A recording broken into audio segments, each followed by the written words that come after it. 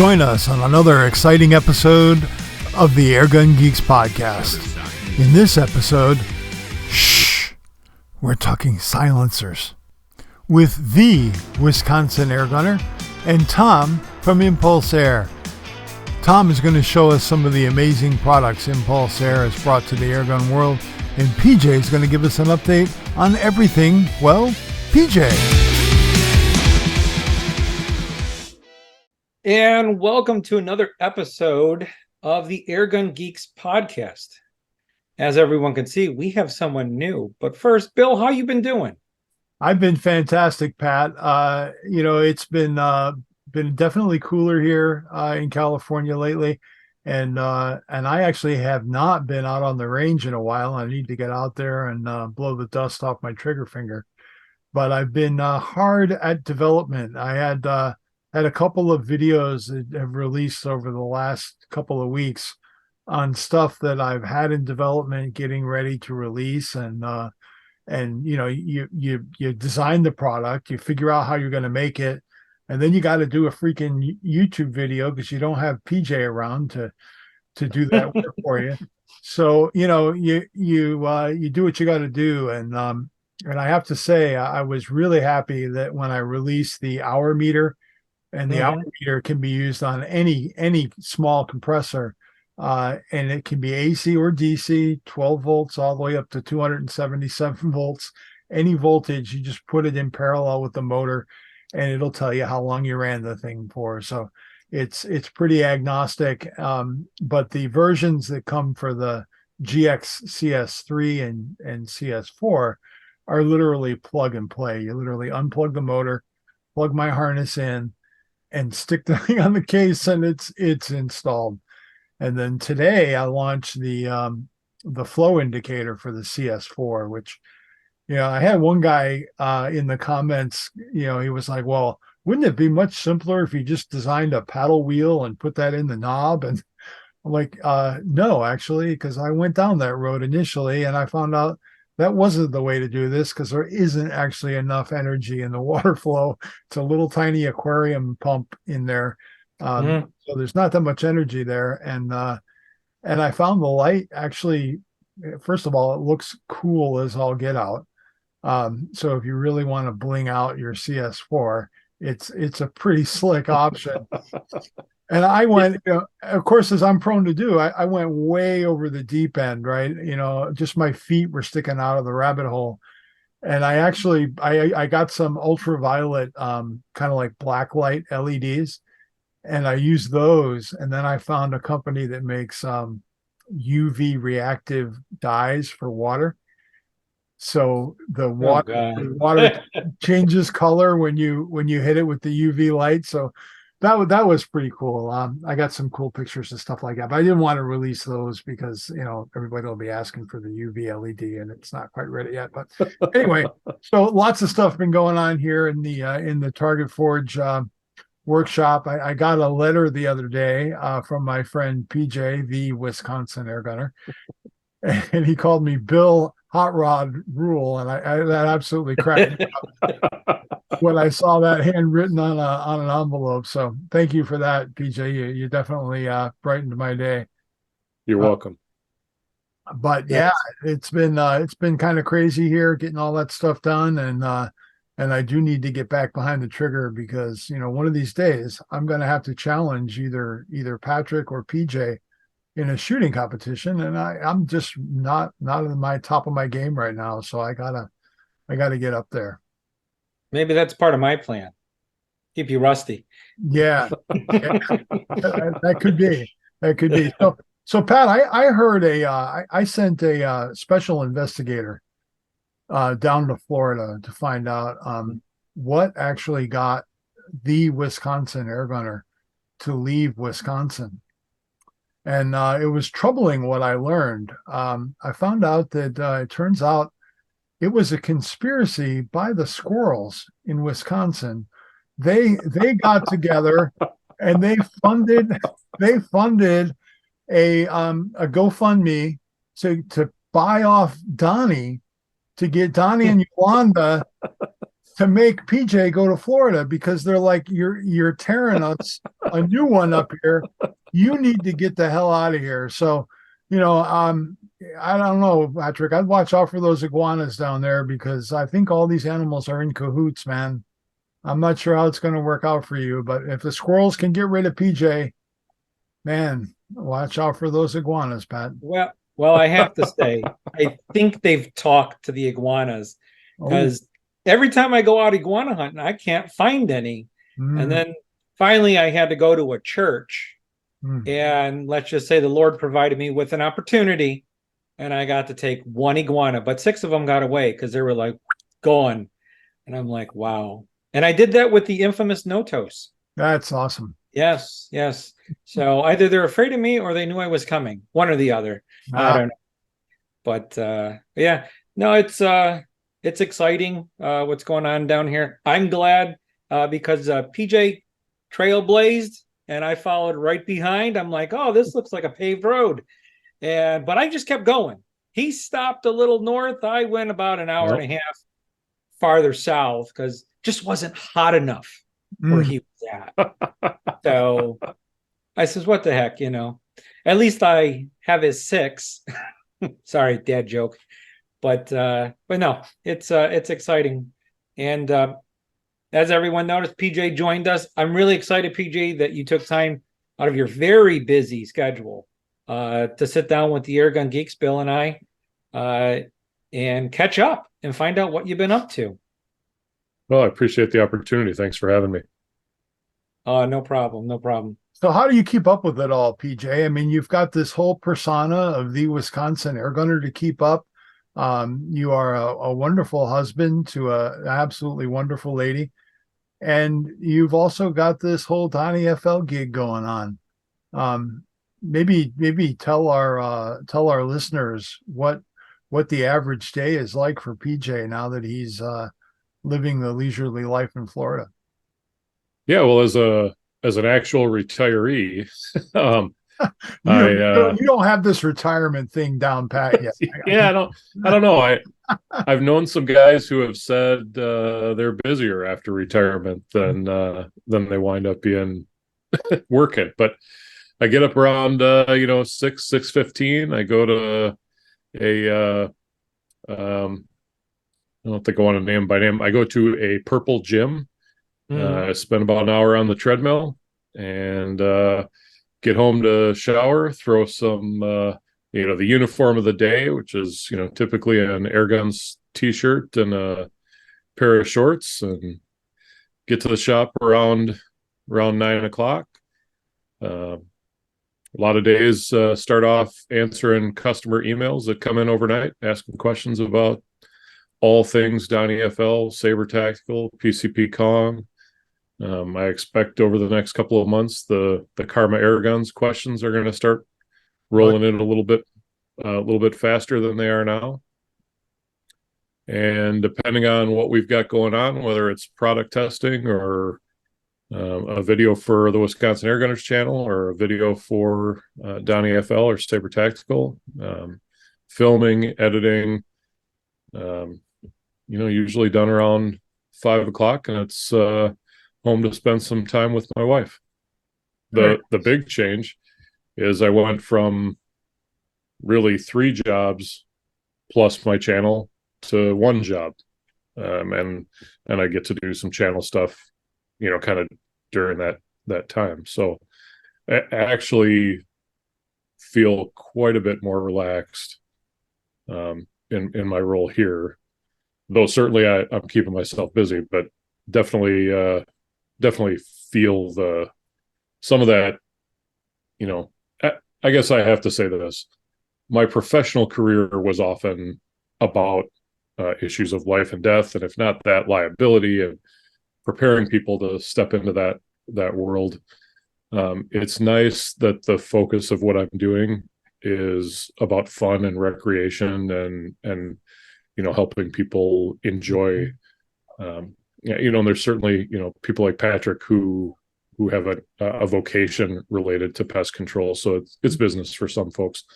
But most of the people who are involved in airgunning, this is somewhere between relaxation and a passion. And so nice to Obsession. have the Some. majority say, yeah. There's, Yeah. I mean, I saw you were looking at me when you said that, but I think a change in, I'm still doing some educational kind of content, but it's not centered around life and death, with the possible exception of some squirrels and iguanas and a couple other critters like that. So it's been a really, really positive change for me, and I'm really enjoying every minute of it. Well, that's fantastic to hear. Yeah, couldn't agree. Yeah. It's a big change down here from Wisconsin. Yeah, it is. It is. It was an interesting summer from a weather standpoint, but I feel like I got pretty well acclimated to it. I don't know that you ever get like used to the humidity, but when you go see the mouse, you learn to walk through the shops. Most definitely. And Go to there's a lot Universal, of a lot of places where, like, well, if you stand in the line for Pirates of the Caribbean for 45 minutes, at least a half hour of that's air conditioned. So you find ways to adapt. definitely. And Maybe today maybe that's the it next was application for AI is planning your trip to Disney World so that you can make sure that you're in the AC at the right time during the day. right. We went back to Wisconsin for the weekend. It was unfortunately for a funeral, but it was good to see people and pay our respects. But I woke up on Sunday morning and there was frost on the windshields of all the cars in the hotel parking lot. Time to go. I came back here and walked outside, and sun's kind of starting to go down. It's an absolutely gorgeous 71 degrees with a little bit of a breeze, and just I can sit in this, like, this is it is wonderful right now. I love this weather. I will second that motion every time, PJ. Yeah. Yes. Yeah. And I think, I was 50-ish years in Wisconsin. I paid my dues. Oh yeah. Oh yeah. Somebody had posted, oh, leaves are changing. And I thought to myself, there was probably at least 2 weekends every fall, and usually more like 3 weekends, that were completely devoted to dealing with falling leaves. Yes. The entirety of Saturday and Sunday was some way, shape, or form. As long as the sun was out, you're pretty much out there raking, bagging, mulching, dragging, dumping, all the various things. And of course, they'd fall in shifts. Like one weekend, the pine trees would go. And so you'd have to deal with that. If you've never raked pine needles, I'm just gonna say you're lucky and don't bother. Then the maples go, and eventually the elm tree's like, hey, I got something too for you. And that guy typically dumped in the summer or in the spring. So I don't have that responsibility here right now, and I don't miss it at all. So there's still a lot of Wisconsin in my heart, and still a lot of people that I miss and love there. There's that's not ever going to change. But I do like the environment, and loving the weather right now. Awesome. Agree. Yeah, the one thing we miss, PJ, is apple picking. But I says, I'll get a branch and hold it and you can pick it, I'll deal with the weather and dream about that. So yeah. But and you can get a relatively cheap flight to an awful lot of places from down here. Yes. Especially if you're traveling on the back side of stuff. If you can, people will pay to go in the wintertime from Wisconsin to Florida. There aren't a lot of people down here who want to go back on those return flights. So sometimes those tickets, there are some cheap tickets to be had, but sometimes they're really cheap because they're just trying to put some bodies on a plane. Correct. So you could go up and pick an apple if you wanted to in Ohio. That's the message and all that. That's the message. All right. Yeah. Come listen to the Airgun Geeks podcast and listen to guys talk about up north. So this episode is about the quietness of an air gun or the loudness of an air gun. We want to discuss suppressors on how you can tune. That's been a big thing over the past, we'll say year, pretty much the year of 2023, because of modular and segmented suppressors now. Before we were throwing whole cans on and trying different ones and tone testing and trying accuracy things with this and with that. But now a really cool one is the new Donnie Ryu. And I was quite impressed on the one you did with your raw micro and how you broke it down and what it actually did. So tell us a little bit what about that new can that he's got coming out, that's out actually, and how it works and why is it special?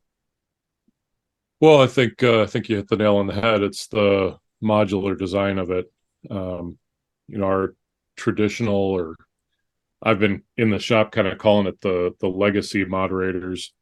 Those were built around a monocore design. That was Donnie's original design. He and I've talked a lot about, the history of what he's done in terms of designing. There was actually a time where he was going to dollar stores and buying, curler inserts and doing stuff like that. And he over time refined that to I think really an excellent moderator that did a good job of reducing report, and in a lot of cases would help an air rifle to perform more precisely. Mm-hmm. For actually years, anytime I've brought a new air gun in, I've had a selection of the correct caliber moderators, and I would run through the whole family of them, and basically, I like to push it as far in terms of distance when I'm doing this. I like to push it as far as I can without environmental factors being a wild card factor, because I think that's now you're into two variable testing, and it invalidates things. So in a lot of cases, I've been doing this testing between 30 and 35 yards, and then I'll try and validate it at like 50. But usually the validation's on a separate day because you got to get the weather for it. But I would run through every moderator I had that was, caliber appropriate. And I found that there was always a winner. There was always one that it shot best with. And I think the other thing to note, if anybody's going to try it at home, and I actually super encourage you to try it at home, you do have to, shoot more than one group, because there are some numbers out there that, start getting into statistical probabilities and how many groups do you need to shoot in a row before you can really say, there's something. I typically, for this kind of testing, will shoot 5-shot groups, and I'll shoot at least 4 of them in any one condition. So I'll do, 4 back to back to back to back, I think is 4 groups with moderator A. Then I'll switch to moderator B, 4 groups, moderator C, 4 groups, and keep going. If you're lucky and you can do all that in one day because the weather's pretty much the same, you really definitely start to see some patterns, and you can see some. The example you're asking about, if anybody watches the video, when I put the Ryu on the Micro Hunter, mine's in 177. It didn't like the Ryu as the Ryu ships with 3 baffle segments in it. Just didn't like it. It shot way better without it, and you put just 2 segments on, it was like, oh my god, it's like a whole different target that you're you're looking at. Mhm. So My that's Catran where pistol was the same way. My Catran yeah. pistol was exactly that way. Two segments, it worked great. One segment, it was okay. Three segments was not very good at all, but two Yep. was magic. Yeah. And that's a combination of, there's I think in anything, a law of diminishing returns, right? That's what they call it, a law. You're in the case of the Ryu and the Yokozuna, instead of that monocore that we had been producing, you're now actually shooting through a baffle into a chamber, and then through a baffle into a chamber, and each baffle is designed to channel air away. And there's a point at which there's really nothing else to channel away. Yes, there's air in there; it's not creating a vacuum, but there's not really anything more to do. So now you're just making it pass through another metal housing. And at some point, you're just not going to get any more benefits out of it. And my belief, I can't, of course, I don't have the technology to actually see this happening. My belief is you go too far and it has a negative impact on the consistency of the direction of that pellet coming out the barrel. And that when you see that downrange in an increase in the size of the group that's impacting, and most importantly, impacting consistently on the target. You see it over and over and over again. You might occasionally get a really great group, just like you might occasionally get a really bad group. But when you look at like 4 groups, and it's like, holy cow, all 4 of these are better than the best group in this other condition. That's just a plain observable change. Agree. So, why do companies want to come out with modular moderators? I think because there's more of an acceptance. I remember, when Chris Turk and I were talking about stuff with harmonic tuning of barrels, and then FX came out with the harmonic tuner. There were people who were like, yeah, I can see why that would work. And there were people like, no, you guys are full of it. That it doesn't have any. Yeah. It's just physics. It's a thing. And the question is how much can we harness it? This is another way. And we didn't invent that. that in the airgun world, right? No, that came to us. That was in the past, in the firearm world years ago. Yeah, long enough ago that the patent expired. Right. Browning had a patent on it years ago, pre-80s, I think, or in the 80s. I have a series of books that a friend gave to me, who is one of the most talented gunsmiths that I worked with and trained under for a long time. He builds bench rest firearms, and some of his guns start at $10,000 and go to $20,000 with custom paint and all of that craziness on them. But, I got this series of books from him, and it was called Gunsmith Kinks. And what it was a collection of little snippets collected over many, many years from old firearms guys. And, there's one piece in there that talks about this one gunsmith somewhere in Arkansas or whatever. And I'm sure he was very typical of gunsmiths all over the US. But he was known for his technique for accurizing, and he wouldn't tell anybody what it was until he was practically dead. But he would take a barrel and he would trim 10 or 15 thousandths of an inch off of that barrel. And then he would crown it and he'd take it to the range and he would try it. And, essentially what he was doing is he was hunting for that node, right? The same thing we're doing with a nice, easy adjustment. It cracked me up when guys, I invented a barrel tuner. Well, you've adapted it. Bravo. That's great.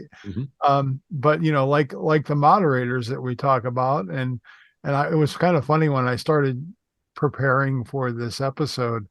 I found some interesting, very polarizing points of view on what it should be called. Should it be called a silencer? And the answer from the people who really care about this is absolutely it should, because Hiram Maxim, when he originally patented that invention, he's the one credited with bringing that to the world. He called it a silencer. So based on that, people are saying the correct term is silencer. You can water it down or color it whatever way you want to, call it a moderator. But I think in the airgun world, we like to call it something other than that, so that we don't get looked at with the same point of view that the firearms guys get scrutinized with. So we call it a moderator or a lead dust collector or lead dust collector, whatever it is, But yeah, that was absolutely fascinating to read through all of that stuff. But yeah, I also love I love the look of some of these new moderators with the the color keying and the contrast and all of that stuff. I think that's really awesome. And some companies are really pulling out all the stops on the color availability, and I think that is absolutely cool, because that really gives us people who like really tricked out looking guns another lever to pull that doesn't really cost us any more money. Yeah, and we've talked about that internally, and don't be shocked if you see something colorful. There's a number of different ways that it could happen, and we've played around a little bit with we've got a laser engraver in our shop, so we've played with a couple of designs and are just trying to figure out how to manage inventory and what's available through our dealer network. And we find ourselves in a spot where we're as you guys know, the airgun industry is a global industry, right? Forget about where things are produced, they're sold globally too. And in some parts of the world we get this criticism for, well, you're so expensive. And it's, you guys are old enough, remember buying an import album? I remember trying to chase down a copy of an AC/DC album that just was not released. They were on Saturday Night Live and they played Dirty Deeds Done Dirt Cheap, and that song blew our mind, but it was not released on a US album. Like, they played it here, but it wasn't released on anything. It wasn't on their latest.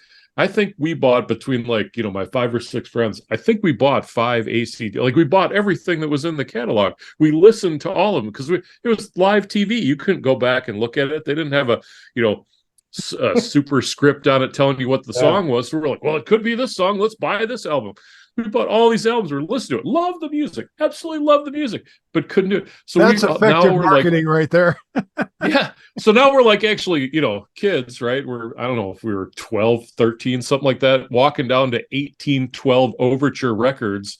Like, you got to help us find this song. They played it on Saturday Night Live. It's got to be out there. But it turns out it was an import. So, I don't know, at the time, I think an album was $6 or something like that. We're talking about late 70s. And it's like $24 or something like that. Oh yeah. It's an import. It's got to, they're not sending, there's no distribution network for that. It's a one-off purchase. And that's the challenge that we face, is we have these customers who love our products all across the world. And when we make something special, you hate to say, well, this is just for the US only. So we're trying to make sure if we're going to do something, that it's something that we can offer up. And that means working with our dealer partners in other parts of the world to do it. So I can't promise anything, but know that we fully understand and personally appreciate ourselves, that every once in a while you see something custom, little bling, a little color, and it really looks nice. But back to this idea of harmonic tuning, a lot of times people get hung up because some of the products that have been made are all about weight. Weight is part of it, and the center of gravity of that barrel is part of it, but the overall length of the barrel has a part to play in it as well. And if you look at Olympic rifles, whether they're fine work balls or on shoots or, whatever else anybody's shooting, pay attention to the muzzle on those. And it doesn't matter whether we're talking about the 22 long rifles or the air rifle, the 10-meter air rifles. Look at the biathlon rifles. It's coming up on biathlon season for folks who pay attention to such things. You will see on the end of all those rifles, they have a tube that's separate from the barrel. The OD is going to be a little bit bigger than the barrel, but those are all made to be moved, fore and aft, to just find the spot where that barrel is in harmony. And it's not just shifting the length or not just shifting the weight, it's finding a balance point between those two things.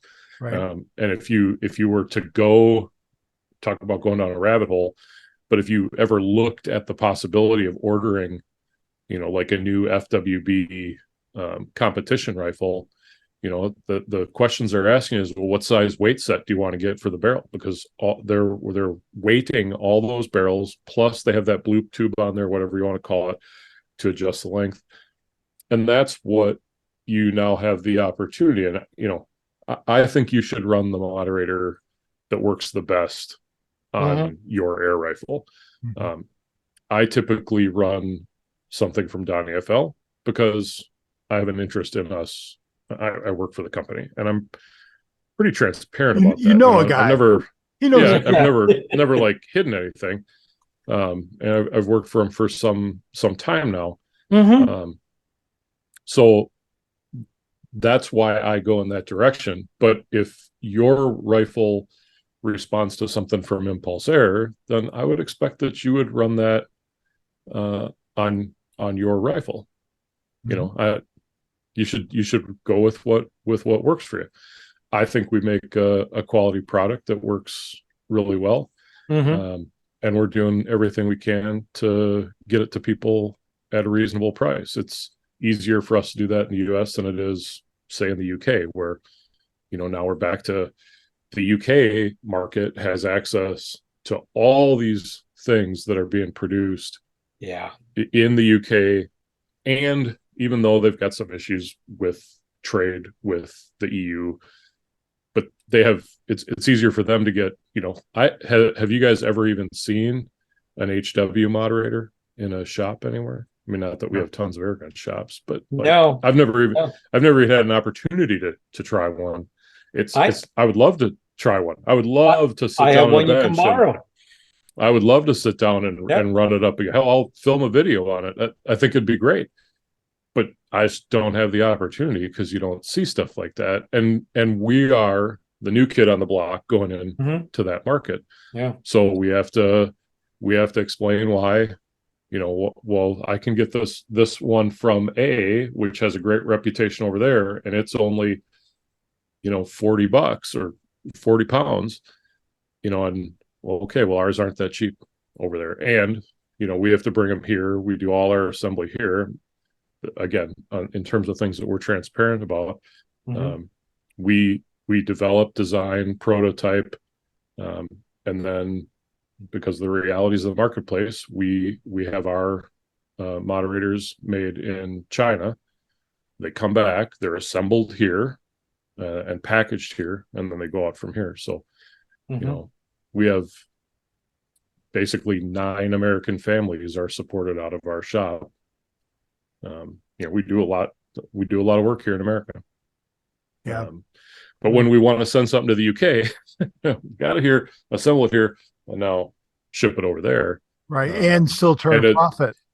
Right. Yeah. And now if we make, hey, we got custom colors, or however we would do that, can we get Sportsman's Gun Center to stock those so that the people over there aren't like, see that they don't like us, because we do, we love them.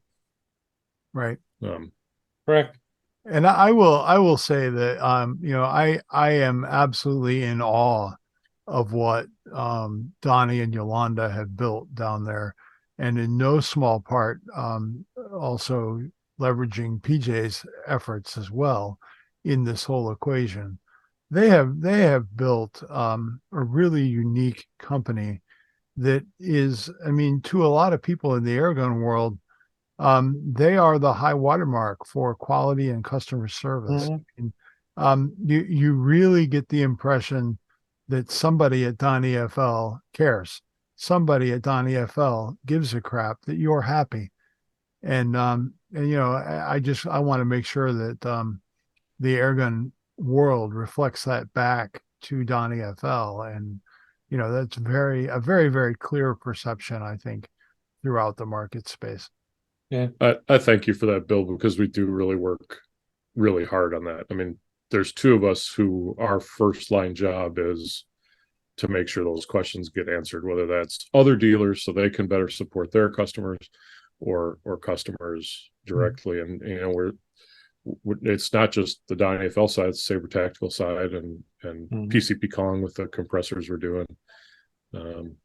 It's a big, it's, I mean, it's clear there's two of us that it's our first job of the day is to make sure that, you know, stuff that comes in overnight, that people have answers to those things. We don't like that to hang out. And I'd go one step farther. So those of you that haven't gone to a competition or something and met the Donnie tent, the culture that is in that spectrum, the Donnie FL team and the Saber Tactical team, it's like family. I mean, it's like we've known each other for years. Yeah. And oh, how have you been? And it's not just about business. It's how can we help you? How are you? How's the wife? And oh, by the way, we sell suppressors. Let's get your gun accurate because that's why you're here. You gotta just you have to come to a competition and see that, because we could talk about it all day. But you know, the first time I met Donnie, he's like, "How are you?" He invited me to his home. When I met PJ for the first time, it followed with you, PJ, in your line of work. I mean, we have a little bit of a connection, being brothers in blue and stuff, but it was like you don't even know me, and it's like we've known each other for years. And when I went to the shop and had that honor and meet everyone was so friendly and so helpful, and you get what you see and you see what you get. So it runs deep. Oh yeah. Yep. I had the fortunate experience to be a stablemate to Donnie FL my first year at RMAC. They were my next door neighbors in the you know, at that time there was no big main tent at RMAC. There was a bunch of little pop-ups, and my little pop-up was right next to Donnie FL's pop-up. And I got to meet Yolanda and hang out and spend some time with her. And she got to hear me deliver the same freaking sales pitch over and over and over again. And they still brought me back jerky when they went to the convenience store, which I will never forget that.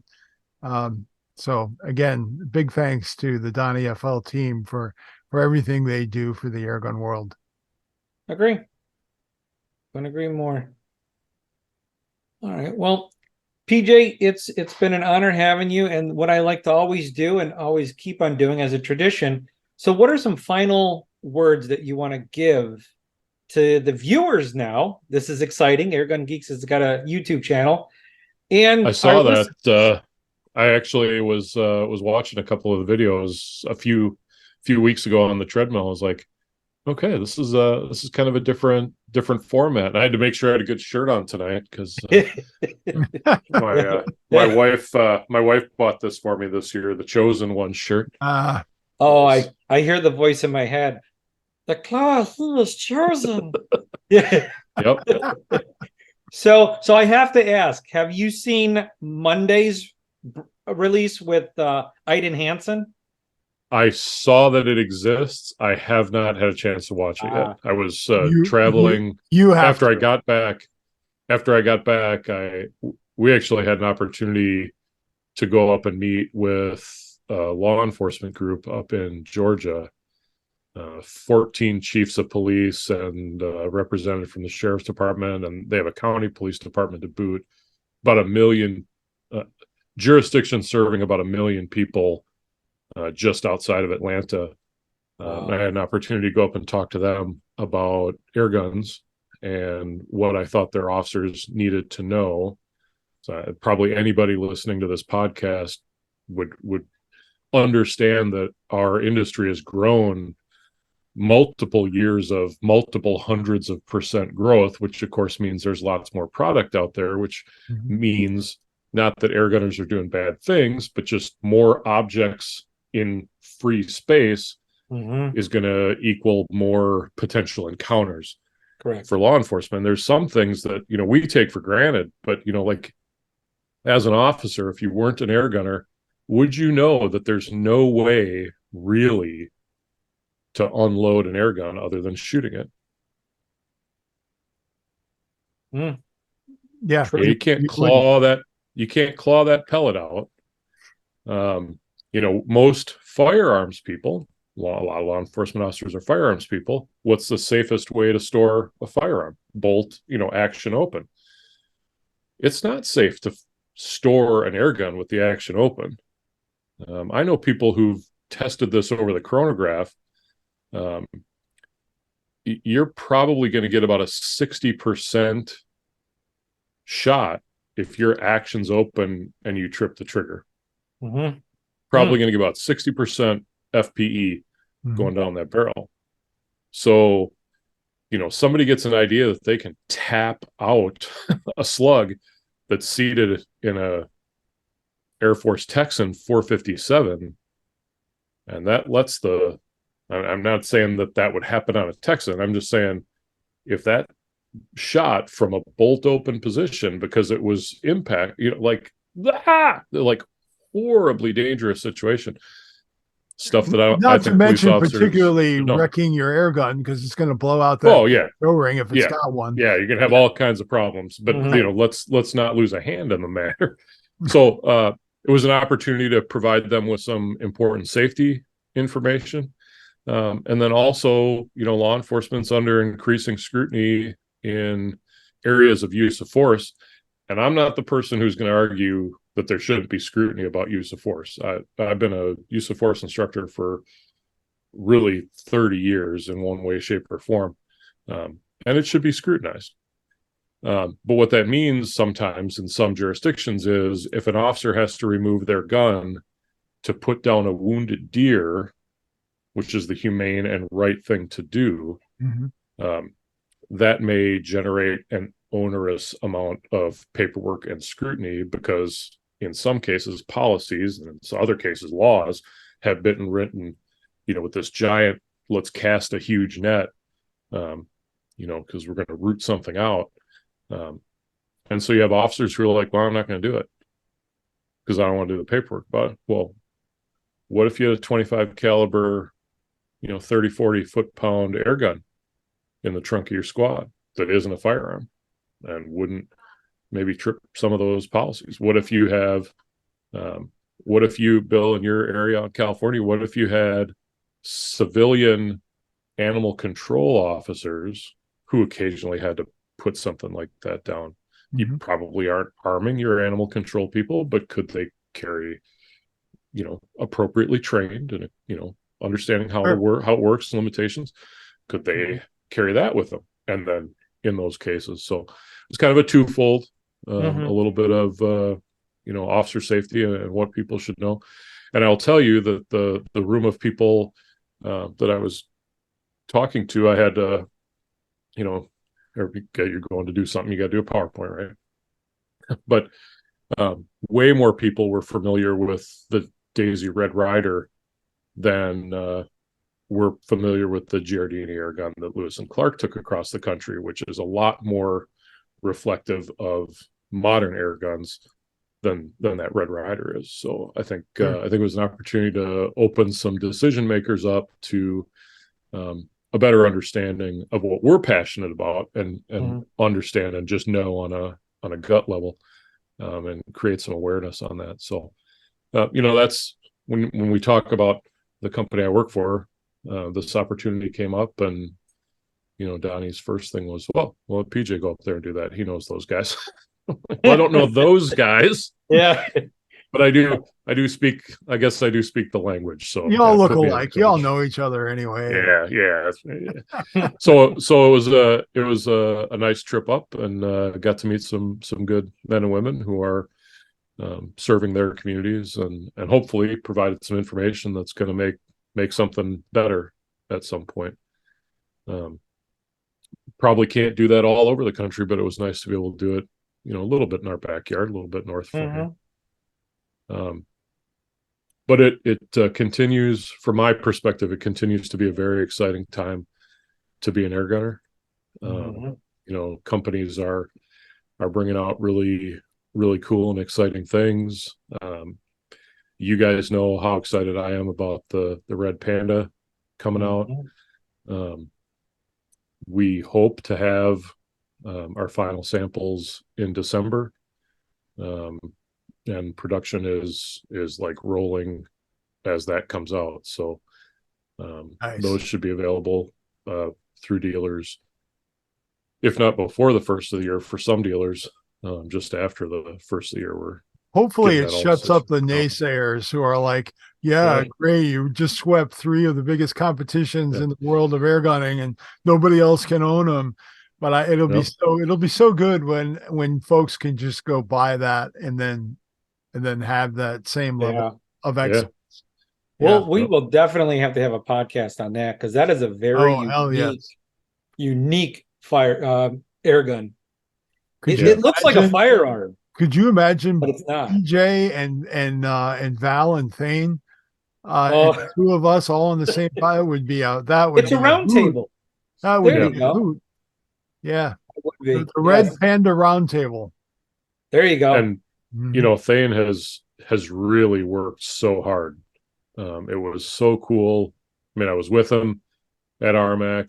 I was with him at Pyramid Air Cup, and was with him really pretty much exclusively at EBR to support this effort. And we talk about Thane because he actually won all 3. Val was right in the mix, and honestly, if not for a mental error, would have beat him. I think at PA Cup, at the Pyramid Air Cup would have beat him. So Val's certainly no slouch when it comes to shooting. But to watch, I'm not up in Utah with them when they're doing their practice, but I know how much practice they did. So while obviously I have a vested interest in people being like, wow, the Red Panda is a really great gun. I shoot the Red Panda too, and it's a great gun. It really is. It really is impressive. And I'm certainly proud of what we're bringing forward. But you also have 2 guys who basically dumped a significant chunk of a year shooting to get to the point where they know that gun well enough that Thane was tuning on the bench to get it to where he knew it was going to shoot the best, and to have that level of understanding of how something on any machine operates, and so you can make those adjustments in a competition setting. I'm not talking about he was tuning on the bench like the day before in warm-ups. I'm talking about he was tuning on the bench like, okay, everybody go, and you got 25 minutes. And his first step is, okay, let me do a little tuning here. and just to, based on like what the wind was doing and where he wanted the gun to be sitting for those conditions. And, the amount of prep that both Thane and Val go through every single night before competition. It was really cool to have front row seat to watch something that has never been done. If we talk about the world of 100-yard bench rest, it's not like an ancient sport, that our grandfathers were involved in. We're talking about 15 years worth of this kind of competition, if that, at least at a big national level in the States. The only thing that goes that far back in the firearms world, I think, might be the turkey shoot. Shoots were always a big deal. And they were bragging rights. It was pretty serious stuff. But really cool to watch something that's never been done before just happen and unfold. And so I am super happy for Thane because he's a friend of mine. Proud of him as a teammate. Just he really put a lot into it, and it's the gun is something special. And he worked his ass off to, So was the to shooter. be in a position. Yeah. You know, there were other people shooting red pandas and didn't have the same, didn't have the same results. All their guns did well. I think everybody who shot one out in Ohio made the finals. I mean, that felt really good to be a part of. Yeah, that's saying something. But there are so many great air guns out there. Like, I'm in a position right now where I get to see a lot of stuff and get to handle a lot of stuff. And we are, as if you're just coming to air guns, you've absolutely stepped into a golden age of just tell me what kind of shooting you want to do, and somebody is making something super awesome. And how much do you want to spend? You want to spend a little, I can get you something good. Right. You want to spend a lot, I can get you something good. Yeah, I'm going out this Friday. My son's coming down, and we're heading south to an iguana hunt. We're taking the Nixons out. So we're going to shoot unregulated, dead simple. If we can't manage to hit them, those guns are absolutely rock solid, and we can just beat them, because there's I've no doubt I could throw those rifle. I mean, they're super simple, minimal O-rings, just nothing, like very little to go wrong on them, and they are accurate. But I've no doubt I could throw them in a canal and fish them back out and shake them off and just go. So yeah, there's something at every price point. The Avenge X is out now. I did my video on that one. My first video, I'll be a couple of videos in that series. Wow, that's a pretty nifty platform as well. Air Ventura's really done some good stuff there. I don't know if you guys have seen those yet, but I've seen them a little bit. I'm impressed. I'm impressed. All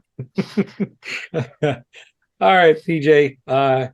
We got a whole nother podcast coming up again to talk about. We'll have to do something on the different levels of guns and what they can do, and then add a suppressor to them and those that come with it and without it. So, that's a definite thing. So, I want to thank you for your time, and your dedication to the hobby, and spreading the word in an honest way, in an easy way for the entry level or the geek can understand. Like I said about your episode with the micro hunter, and breaking down how the suppressor works and how you can tune and whatnot. So any words from you, Bill?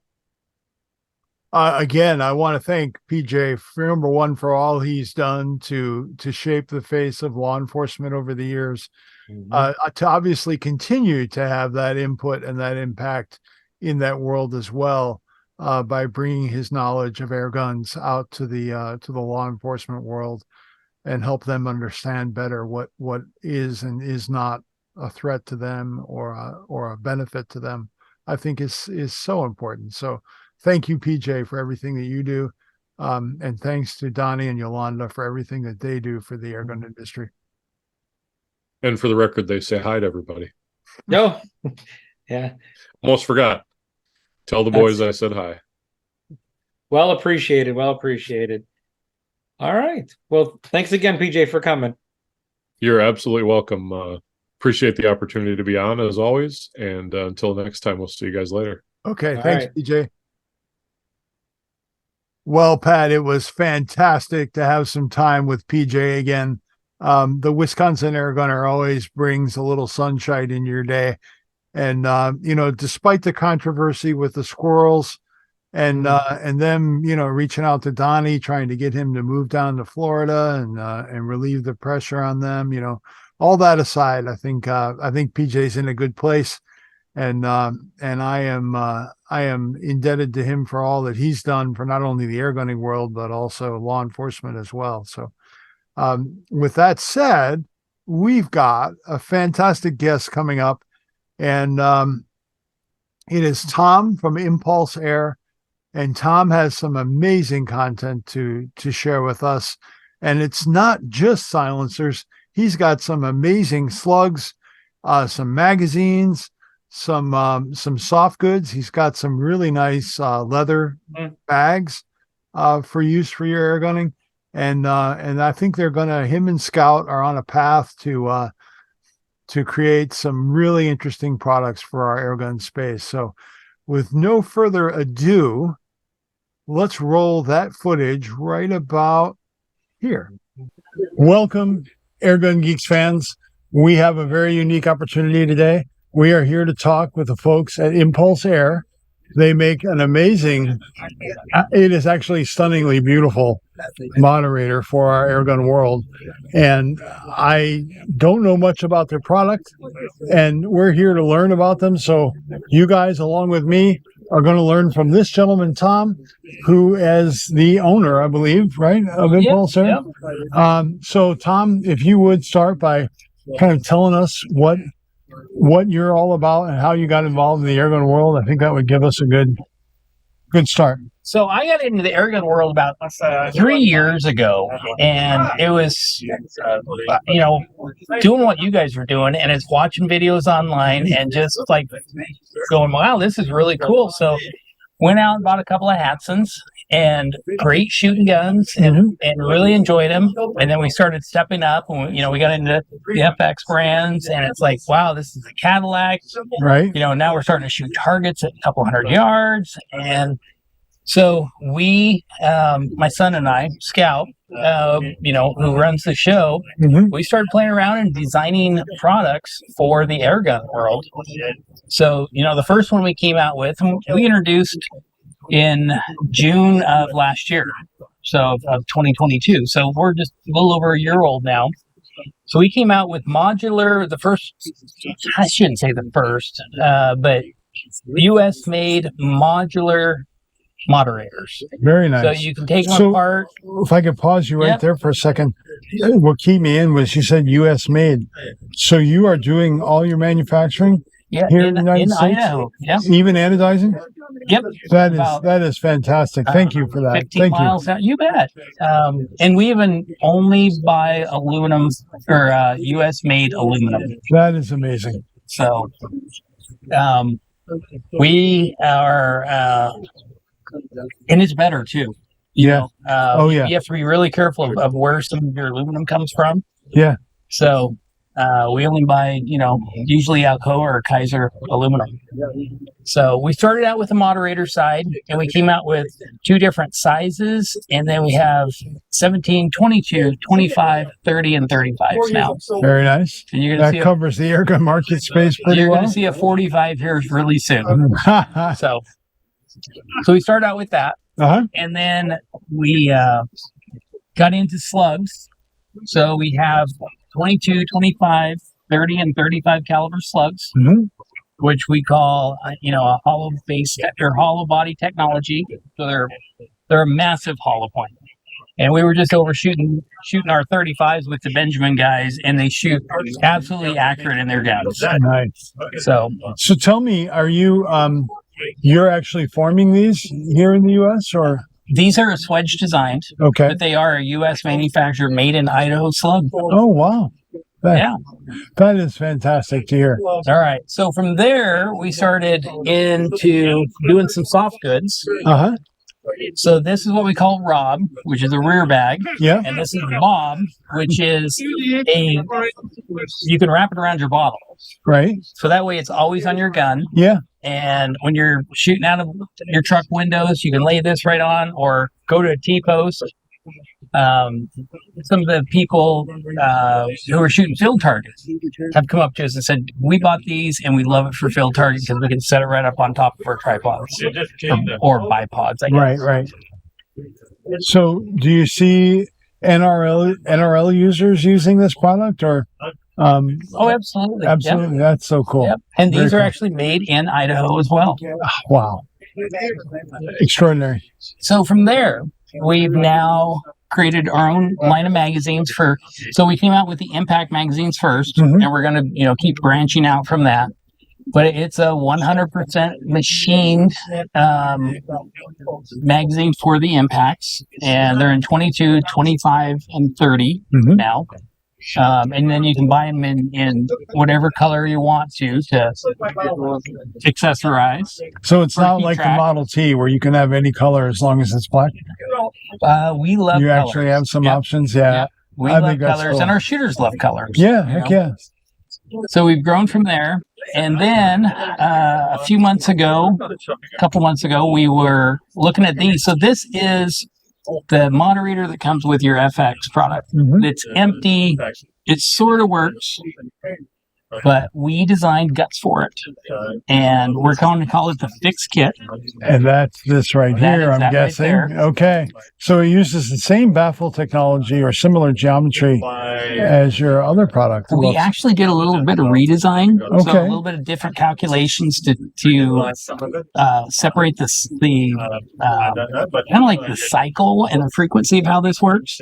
So are you using computational flow dynamics We're using to SolidWorks Flow. engineer these? Mhm. That's, Yep. that, my friends, is how you make a killer silencer, is getting to that level of understanding. And Bill, I don't want to say this is the quietest one on the market, but this is unbelievable. This is really a game changer. And we're going to sell this kit because a lot of people have these. Yeah. And we've talked to people, it's like, I have 6 of them and I don't even know where some of them are at now because I don't use them. But for $99, you can get a kit and you're going to have a great sounding can. So they're only in 25 caliber. So you can shoot in your 25s, 22s, and 17s. $99. So And then back to the magazines, $99. I want to ask you a question, and you're one of the few Mhm. that I have met in this world that could probably answer this question. I'll try. But when you looked at the computational flow calculations, what did you see in terms of using smaller calibers with your 25 sized baffles? I mean, smaller size holes. Yeah, well, no, like when you said you only make this in 25, which means you can use it with 25, 22, and 1.7. When you're shooting a 1.7 in this larger hole, how did that affect the dynamics inside the moderator? It's actually kind of weird because you're not Bernoulli is weird, so I get it. you're not shooting the same amount of airflow either. Right. So the 17s in this sound phenomenal because you're not using as much air and as much energy as what you would on a 25 when you have it jacked up to 1,000 feet per second. So I think what you're saying is that impulse of air is lower energy, and that gap doesn't matter at that point. It doesn't matter as much. Okay. Yep. All right. Yeah. But if you have that smaller projectile and then you have this big ball of energy behind it, then you're going to start being louder, Right. and those gases, you're trying to stop those gases from going around the projectile. Right. And that's what this design actually does. And we've had so many people come to us, and we've been on the West Coast side because that's where we're at, is out of Idaho. And now that we're over here on the I don't know if you can call Ohio the East, but we're in Ohio. And a lot of people are coming to us. They're saying my gun has never shot better than when I put your moderators on. And then they start playing around with the different lengths because you can actually buy more baffles. And some guys are running 3 and they love it. Some guys are running 7. So I want to share a little anecdotal story with you. Okay. I've actually been using another company's modular silencer. And what I found was that I was actually able to use it as a tuning aid for my barrel system, because not only does it change the weight, but you've got 2 levers you're moving there at the same time. You're changing the fundamental length and the weight. So that all works together as a system. You can't isolate it because they have to work together as a system. So to me, it's really, really cool. When I did that, I actually I noticed that there was a delta with the moderator and without the moderator. And I was like, I wonder if there's something in here. There's a secret in here. And I started taking out stage at a time, and I found that sweet spot. Yeah. Yep. And it was definitely an aha moment for me. Yeah, and we've designed our moderators very lightweight. Like this kit, the fixed kit is a little heavier than our standard moderators. Mhm. So your point of impact is shifting more with this from no moderator to this being on versus this, and you can actually find that sweet spot. And I think weight has to do with it, and the back pressure that this is going to give you.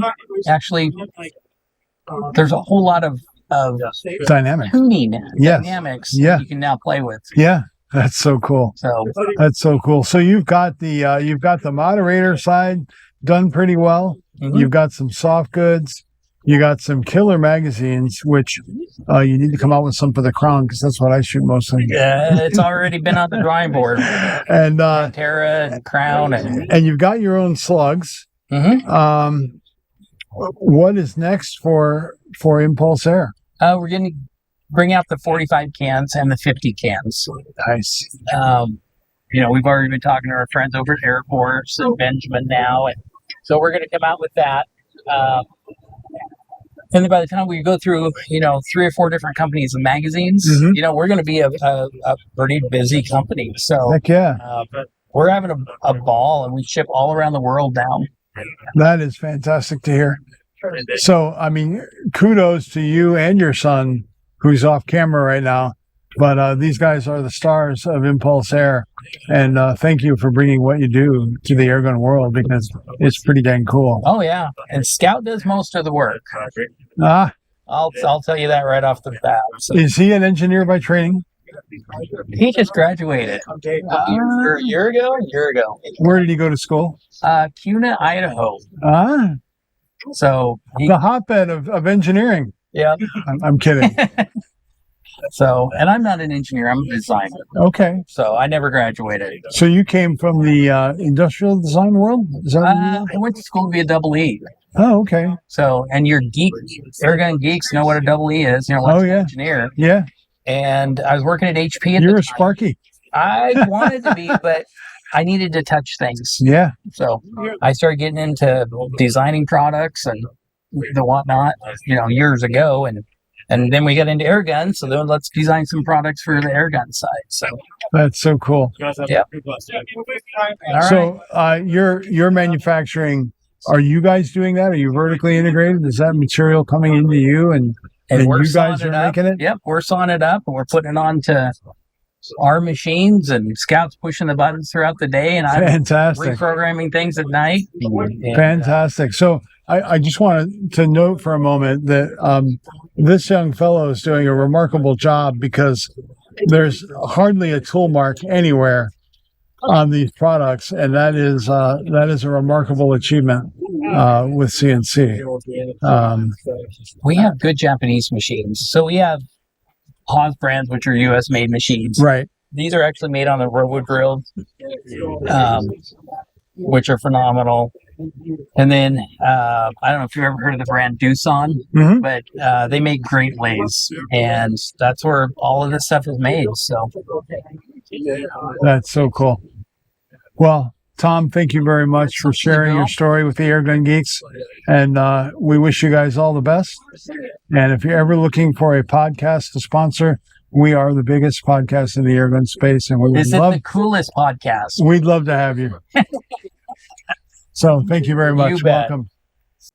Wow, Bill, that was another impressive interview with Tom.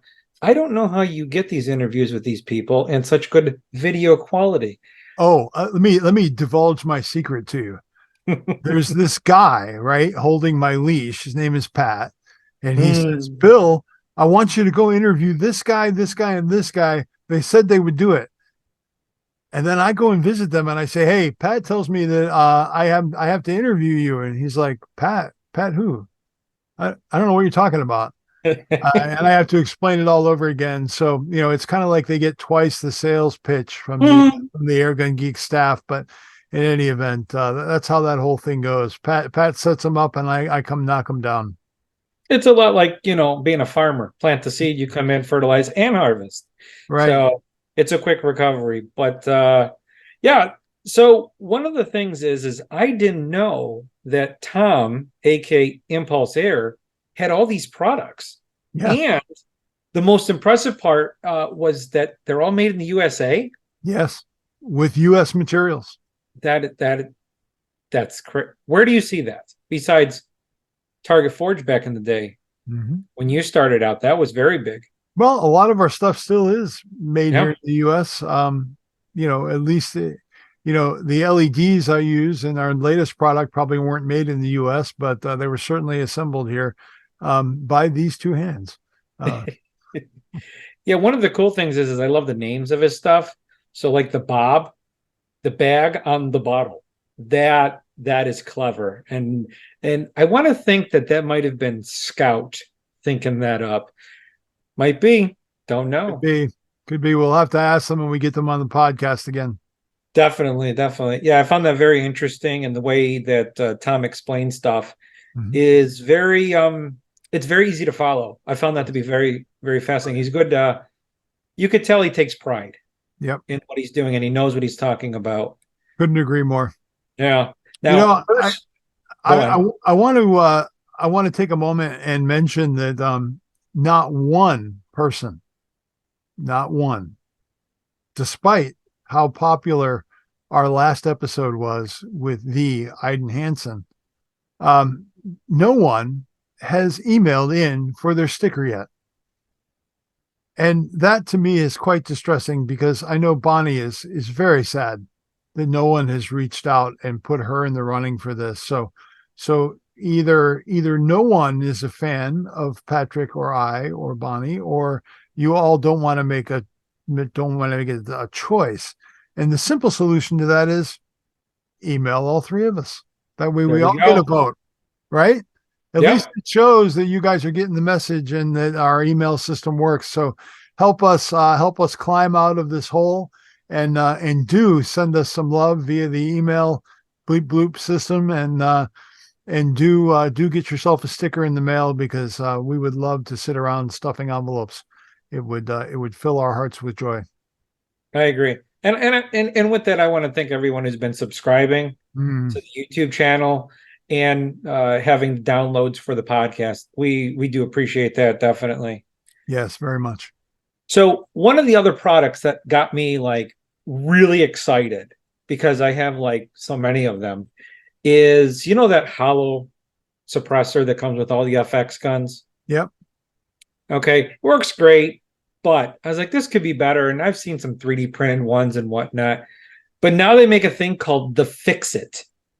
And it's an insert that's for 25 cal, up to 25 cal is what I should say, and smaller. And I actually got to play with that at the Pyramid Air Cup, and like Tom said, it was surprisingly quieter than their main production line suppressor.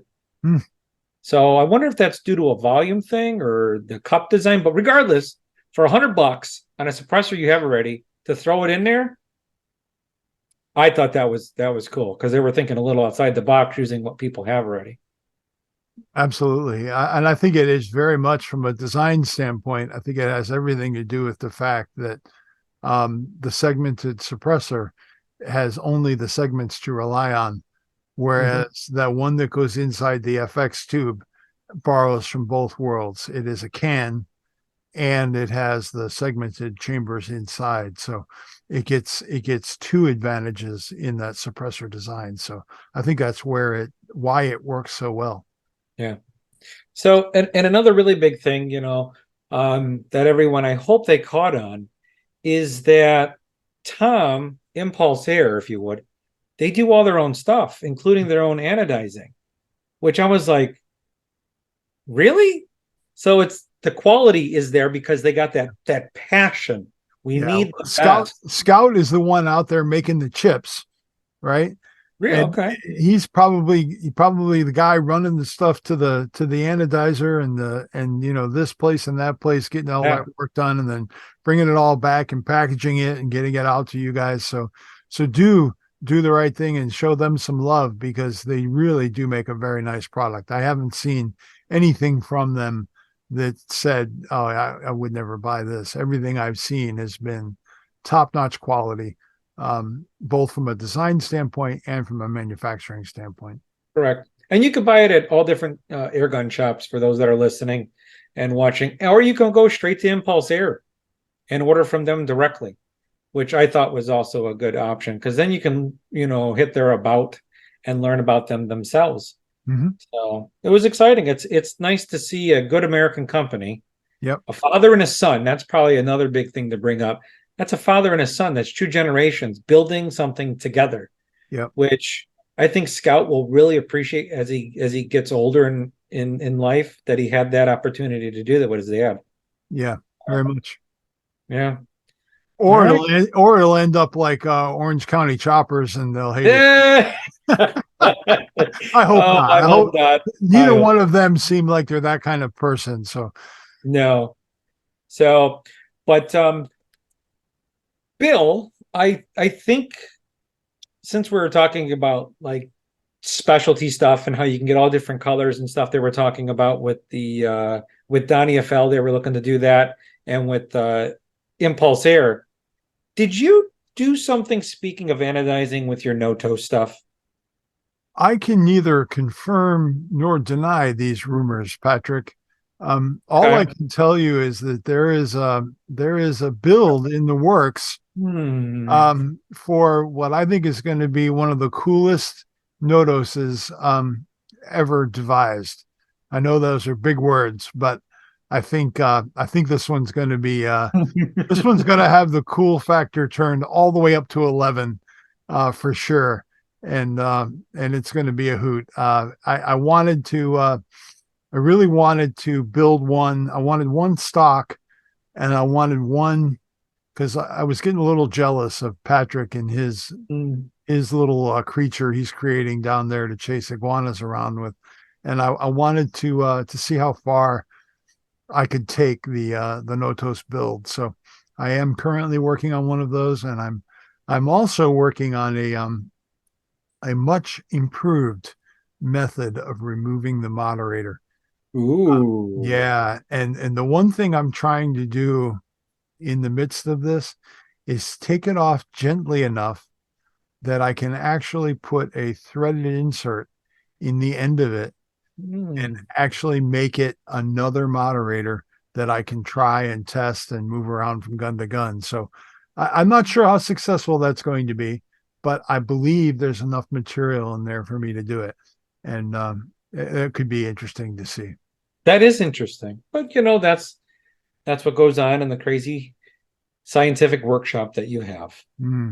So and believe it or not, I won't be resorting to a hammer and a screwdriver. Who would do that? I don't know. I have no idea. Patrick. Hey, it came off. Actually, I used the PVC cutter, so if anyone must know, don't do that because it broke the cutter, but it worked. That and everything else, hammer, chisel, no, I'm just joking. All right. Well, any final words for this episode, Bill? If you have a GX CS4, please do check out my recent video on the flow indicator for that. And also, if any compressor that you have, whether it's AC or DC powered, it's important to keep track of how many hours you have on that, so that if you're need service, or it's time to change the oil or whatever it is, that you have an hour meter. If you look at all of the really nice compressors like Patrick's Power, he's one of those upper crusty people, with the nice stuff. It has one from the factory, so help us make those machines a little more traceable in terms of how many hours we have on that. And do order one of my stick-on or screw-on hour meter kits from the Target Forge website, because that's how we fund this stuff. Agree. And remember to always subscribe, spread the word, and like always, stay geeky. Oh yeah.